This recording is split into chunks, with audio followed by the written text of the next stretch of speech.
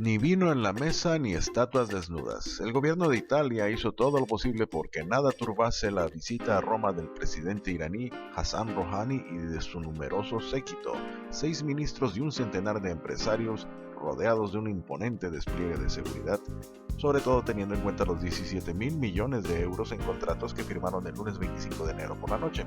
La cita principal de este martes fue, en cambio, más espiritual. El mandatario iraní visitó en el Vaticano al Papa Francisco, con quien, según el comunicado oficial, conversó durante 40 minutos de la lucha contra el terrorismo y el tráfico de armas. Tras el protocolario intercambio de regalos, Rouhani pidió a Jorge Mario Bergoglio que rezara por él. Pero el dato polémico de la visita se produjo el lunes por la tarde cuando los asistentes al encuentro de Rouhani con el primer ministro italiano Matteo Renzi se percataron de que muchas de las esculturas de los museos capitolinos habían sido escondidas tras cajones de madera blanca para evitar que los desnudos molestaran a la delegación iraní. Ni el ayuntamiento de la ciudad ni la jefatura del gobierno quiso desvelar de quién partió la iniciativa, es decir, de quién fue la idea, pero según sostiene el diario Il Messaggero, fue la propia delegación iraní la que días antes de la llegada del presidente Rouhani pidió que se cubriesen las Venus desnudas y otras estatuas, entre comillas, por respeto a su cultura.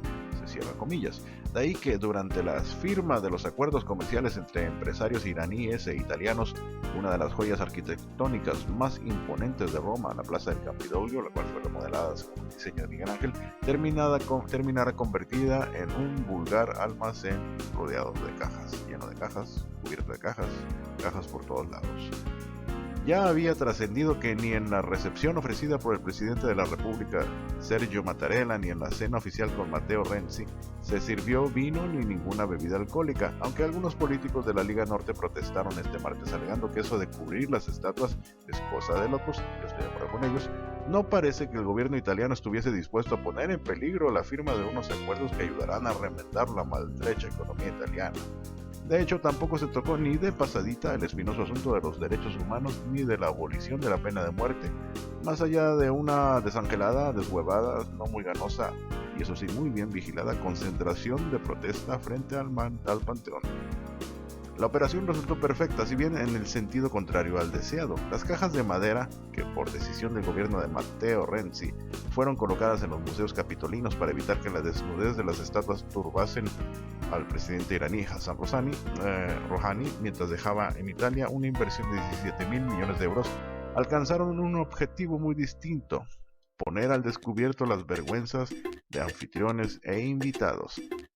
Al tiempo que los medios de todo el mundo difundían las imágenes tan chocantes de las burcas de madera, por así llamarlas, sobre la belleza de Italia, una reflexión en forma de pregunta cobraba fuerza en los diarios y en la calle. ¿Merecía la pena, por no ofender al presidente de Irán, ofendernos a nosotros mismos?, se preguntaban los italianos. Nunca una decisión del joven primer ministro italiano Matteo Renzi había logrado tal unanimidad. No fue posible encontrar a nadie que, al menos en público, alabase la medida, ni por la forma ni por el fondo, sobre todo. Desde la portada del diario La Stampa, el siempre brillante Massimo Gramellini tal vez fue el más duro de los críticos por cuanto abordó el asunto como el síntoma de una enfermedad más grave. Según el escritor, los genios del protocolo que cubrieron las estatuas para evitar que el presidente Rouhani sufriera una revolución hormonal que rompiera los contratos no son más que los dignos herederos de una forma de ser italiana, aquella que trata al huésped como si fuese el dueño, que se disfraza de alemán con los alemanes, de iraní con los iraníes y de esquimal con los esquimales. Dice Gramellini que esa tradición, hija de miles de invasiones y batallas perdidas, incluidas las de la propia conciencia, empuja a los italianos, y seguramente no solo a ellos, a un comportamiento asimétrico con los estados musulmanes. Es decir, si una italiana va a Irán, se cubre justamente la cabeza; si un iraní viene a Italia, le cubrimos injustamente las estatuas. En ambos casos, en ambos mundos, nos cubrimos siempre nosotros.